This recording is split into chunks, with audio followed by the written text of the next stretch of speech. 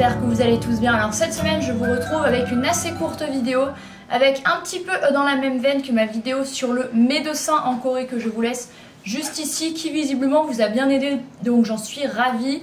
J'avais très envie de vous partager aujourd'hui comment envoyer un colis de la Corée vers la France. Voilà, je précise que c'est vers la France parce que j'ai lu il y a témoignages qui vers la Belgique, apparemment il y avait plus de soucis, la douane était vachement plus ric-rac, donc là je vous parle vraiment de mon propre cas, Corée-France. Alors, vu que j'arrive au terme de cette année en Corée du Sud, il fallait que je renvoie des choses chez moi, et parce que bien que je sois venue avec 2 valises, j'ai acheté beaucoup de choses, donc il fallait vraiment que je renvoie des colis chez moi. Alors je vous avais déjà fait une vidéo il y a plus de 1 an et demi lors de mes 3 mois ici sur comment, enfin je sais plus si je vous l'avais faite en fait. En fait, si vous voulez, j'avais un site particulier, une entreprise privée qui récupérait mes colis. Alors c'était bien plus cher que la poste, mais je n'avais jamais de frais de douane. Et là j'avais envie quand même d'essayer avec la poste directement, donc avec leur Uchegoog, donc la post office coréenne, pour voir un peu s'il y avait des grandes différences de traitement, de temps, de prix. Et franchement c'est pas mal du tout. Donc alors déjà la poste généralement en Corée du Sud est ouverte tous les jours de semaine, donc du lundi au vendredi, de 9 h à 17 h. C'est rarement mieux qu'en France, c'est rarement le week-end, c'est rarement à plus de 17 h. Voilà, ce sont des fonctionnaires avec des horaires de bureau comme ceci. Ensuite, pour mon cas, qui est la poste de Sodaemungu vers Yonsei University, je vous mettrai l'adresse en barre d'infos. Il y a à chaque fois une personne chargée de la sécurité à l'entrée qui vous aide si vous ne savez pas vraiment comment faire. J'ai une amie aussi qui est allée à la poste de Myeongdong et qui a bien été renseignée aussi avec des gens sympas, donc ça c'est quand même assez cool.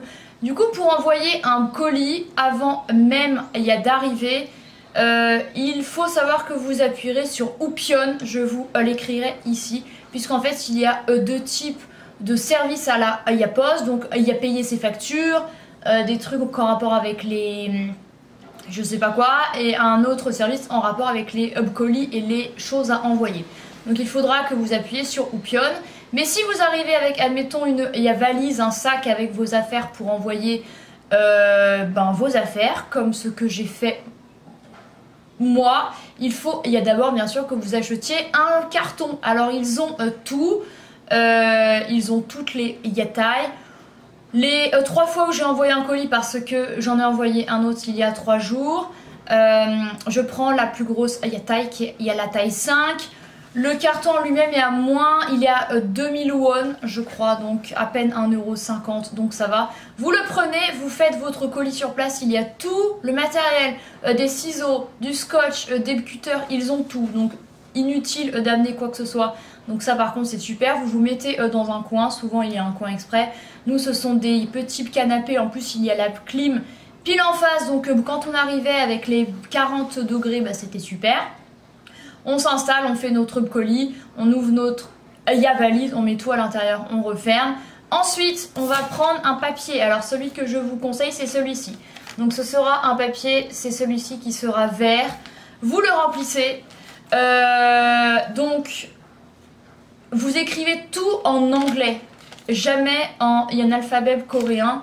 Donc from, de où le colis vient avec votre numéro de téléphone à vous. Dans la case avant Republic of Korea, vous ne mettez rien. Dans destinataire, vous mettez à qui vous voulez l'envoyer. Mon conseil, c'est de remettre le même nom ici, du style je m'appelle Laura 11, j'écris Laura 11, et en adresse de réception, je remets Laura 11 avec le nom de la personne chez qui vous envoyez. Genre j'ai envoyé chez ma mère, j'ai rajouté son nom pour qu'il n'y ait aucun souci. Mais je pense que le fait qu'il voit qu'il y ait le même nom en expéditeur et en destinataire, ça se trouve ils sont plus laxistes avec les frais de douane. C'est ce que j'essaye de me dire sur les 2 colis arrivés, réceptionnés. Je n'ai pas eu de frais de douane et j'ai fait comme ça. Mettez bien le numéro de téléphone. Ensuite vous mettez le pays où vous envoyez donc en anglais et juste en dessous vous l'écrivez effectivement en coréen. Mais si vous ne savez pas comment l'écrire, la personne chargée de s'occuper de votre colis le fera, il n'y a aucun souci. Ensuite vous mettez bien ce qu'il y a à l'intérieur. Mon conseil, vous mettez des livres et des vêtements. Voilà, c'est un truc qui passe bien parce que il y a ne pas mettre nourriture, éviter de mettre skincare, des trucs comme ça parce que souvent ils n'aiment, il n'y a pas trop que vous envoyez des choses qui n'existent. Il n'y a pas en France ou quoi, ils vont vous les, il y a taxé. Alors que mettre books, clothes, c'est très bien.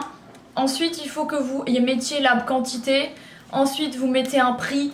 Je vous conseille et mettez moins environ de 60 dollars de marchandises à l'intérieur. Et même si vous en avez pour 300 €, il faut que vous mentiez. Enfin, libre à vous si vous souhaitez éviter les frais de douane. Et mentez sur la valeur, c'est mon conseil. Parce que sinon vous serez taxé. Et j'ai mis que ça venait de France parce que comme ça ils se disent ben ça revient en France. C'est pas quelque chose qu'elle a acheté à l'étranger. Donc c'est mon conseil. Et pour le poids, en fait, une fois que vous avez fait votre colis, vous avez des balances pour peser votre colis. Et du coup, si votre colis fait 8 kg, que vous avez dit que vous aviez des vêtements et des livres, généralement je mets genre 5 kg de livres, 3 kg de vêtements ou inversement. Mais ensuite, c'est à vous de bien dispatcher les informations à l'intérieur pour que ça aille avec le poids total de votre colis. Mettez bien, s'il vous plaît, mettez bien que c'est un cadeau, gift, cochez gift. Et ne mettez jamais que ce sont de la marchandise ou un échantillon commercial. Parce que là, vous allez être taxé, évidemment. Vous mettez bien la date, vous signez. Et sachez que, également, une autre information. Avant, vous pouviez envoyer vos colis par voie fluviale, donc ça veut dire par hub container, donc par bateau. Il prenait entre 1 mois et demi à 3 mois à arriver en France. Maintenant ça n'existe plus. Au moment où je fais cette vidéo, j'insiste parce que ça se trouve, ce sont des choses qui vont évoluer et ça évoluera et heureusement. Donc ça se trouve, ça reviendra dans 1 mois, mais au moment où je fais cette vidéo, le 11 août, vous pouvez uniquement envoyer votre colis par avion. Voilà, donc quand vous cochez en haut, vous mettez par voie aérienne, donc air. Et aussi, il faut que vous cochiez ici que si votre colis, si on ne trouve, l'adresse, il vous revienne ici en prioritaire. Si vous mettez en non prioritaire, ça ne fonctionne pas. Ou si ça vous dérange, pas que la marchandise soit détruite, vous mettez treat as abandoned. Donc traité en tant que marchandise abandonnée, donc soit détruite ou quoi. Je ne vous conseille pas de faire ça, mais faites ce que vous voulez. Papier vert, théoriquement ce n'est pas l'envoi le plus rapide pour envoyer vos colis, mais c'est je crois que c'est le moins cher. Et très franchement, mes 2 colis que j'ai envoyés, ils ont mis 10 jours à arriver, donc c'est vraiment très rapide. Ensuite, avec le numéro que vous avez ici, là, vous pouvez suivre votre colis avec le site que je vous laisserai ici. Le site est traduit en anglais, vous rentrez les numéros et vous pouvez traquer votre colis. Franchement, c'est très très bien fait. Les gens à la poste pour Yamapar ont essayé un peu de parler anglais, ils sont très gentils. Ils donnent, il y a même des conseils comme à mon ami qui est allé à Myeongdong en lui disant mettez une valeur bien inférieure à ce qu'il y a à l'intérieur pour éviter les frais de douane. C'est même eux qui vous le disent. Ils sont vraiment très sympas. Voilà. Quoi d'autre à vous dire? Bien sûr, même c'est prohibé de mettre des batteries, même les trucs, les mini trucs qui font du vent pour quand il fait chaud, c'est interdit d'envoyer ça. Mais si vous souhaitez envoyer du thé, des chocolats, je sais pas moi, des trucs coréens, des éventails, des baguettes, de la skincare, des vêtements, des livres, des albums de K-pop comme ceux que j'ai fait, moi il n'y aura aucun souci. Mais déclarer ce que je vous conseille, des livres et des vêtements, généralement il n'y aura aucun souci. Pour le prix, parce que c'est important, alors en France généralement de la France à la Corée c'est plus de 10 € le kilo, donc ça fait très cher. Corée-France c'est bien plus intéressant. Le colis que j'ai envoyé il y a 3 jours, je ne me rappelle plus son poids, voilà. Ah bah si, il y a écrit, il faisait 8 kilos et j'ai payé 89 000 won. Donc ça fait 60 € les 8 kilos. Donc c'est bien moins de 10 € le kilo. Donc ça vaut vraiment le coup. Franchement, je ne trouve pas que ce soit si cher. En plus, il est bien traité, le colis, il arrive vite. Non, franchement, j'ai rien à dire. Une fois, j'avais envoyé un colis, alors attendez, de 14 kilos. C'était un colis où j'avais pas mal de vêtements et tous mes albums de K-pop. Et j'ai payé 123 000 won, ce qui faisait 90 € les 14 kilos. Donc là, on est bien en deçà de 10 € le kilo. Donc ça valait vraiment le coup. Et le colis que j'avais envoyé avant, je crois qu'il faisait 7 kilos et c'était 60 € également. Voilà. Et ce que je vous conseille aussi, parce que j'ai une amie qui avait divisé ses affaires en deux colis. En un colis, il y a de taille 2. Donc c'est relativement, il y a petit avec un colis de taille 4 ou 5. Et bien en fait c'est plus cher de faire comme ça. Il vaut mieux que vous envoyez... Il y a dans le plus gros colis qui existe, parce que sinon vous payerez plus cher. Parce qu'en fait c'est plus trop au niveau du poids que le prix sera, mais au niveau du nombre de colis qu'il y a. Donc en fait elle avait payé plus cher que moi, avec en tout genre 11 kilos, alors que moi j'en avais 14. Tout simplement c'est parce qu'elle avait divisé ses affaires dans deux colis. Donc si vous avez énormément d'affaires, préférez un seul et gros colis, ce sera plus avantageux niveau prix. Parce que là, Yal l'avait vu pour 14 €, pour 14 kilos, j'ai payé 90 €. Donc franchement, ça va. Si vous déclarez bien au niveau de la marchandise, après c'est la roulette russe, hein, bien sûr, c'est pas une science exacte. Vous pouvez déclarer seulement 50 $ et être taxé, comme vous pouvez déclarer 80 et ne rien avoir. Mais bon, franchement, là je croise les doigts pour le troisième. Le premier colis, du coup, quand il est arrivé, comme j'ai laissé le numéro de ma mère, le facteur l'a jointe, il n'y a pas dispo, et en fait il lui a dit qu'il y aurait 31 € de frais de douane, sauf que, ou c'est par SMS, mais en tout cas quand elle est allée le récupérer à la poste, il n'y avait plus rien. Donc en fait je n'ai jamais eu de frais de douane, mais mon ami qui en a envoyé avec les deux colis du coup il a taxé de 31 €. Voilà, donc il n'y a pas fiable à 100%. Si vous mettez moins de 50-60 $ de valeur, les marchandes, c'est la roulette russe, voilà. Faut prendre le risque. De toute façon, si vous souhaitez si vous souhaitez ramener des affaires dans une valise de 23 kg, c'est généralement 200 €, donc à vous de voir. Moi c'était juste un petit peu pour vous donner des conseils sur comment renvoyer des colis de la Corée à la France si vous avez énormément d'affaires et que vous souhaitez être plus léger lors de votre départ. C'est ce que je souhaitais, parce que certes je peux ramener 45 kg, je les aurais, hein.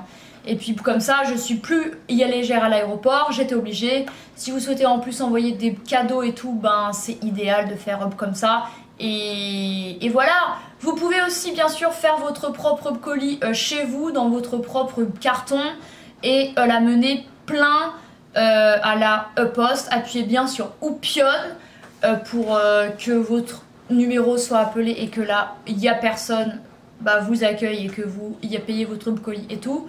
Mais c'est se le trimballer sur plusieurs minutes. En plus des postes, je trouve qu'en Corée il n'y a pas tant que ça. Donc voilà, je vous conseille vraiment de faire votre colis sur place. Ils ont tout. Vous arrivez avec votre valise, vous ne serez... Il n'y a pas les seuls. Quand on est allé faire notre colis, il y avait également d'autres filles avec plein de sacs. Il y a des valises qui envoyaient des colis.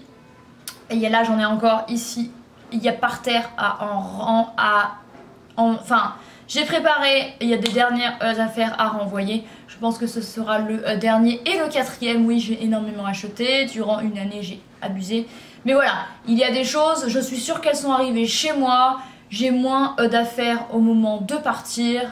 Et écoutez, voilà, je crois que je vous ai vraiment donné toutes les infos. Donc prenez bien ce papier vert-ci à remplir. Remplissez bien en anglais, c'est assez rapide.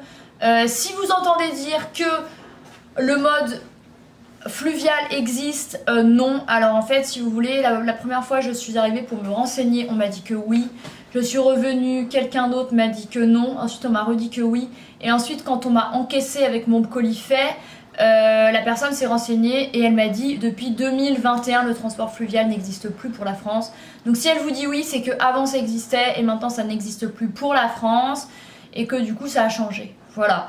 Et ça risque de rechanger, donc bien sûr, cette vidéo est amenée... Enfin, il y a les infos de cette vidéo sont amenées à évoluer, et heureusement, parce que c'est avec le Covid qu'ils ont arrêté, donc j'espère vraiment que ça va reprendre, parce que comme ça, ce serait bien moins cher d'envoyer ces affaires, parce que imaginez des gens qui déménagent de la Corée vers la France, qui ont, je sais pas moi, 150 kilos, et parce qu'ils viennent des années ici.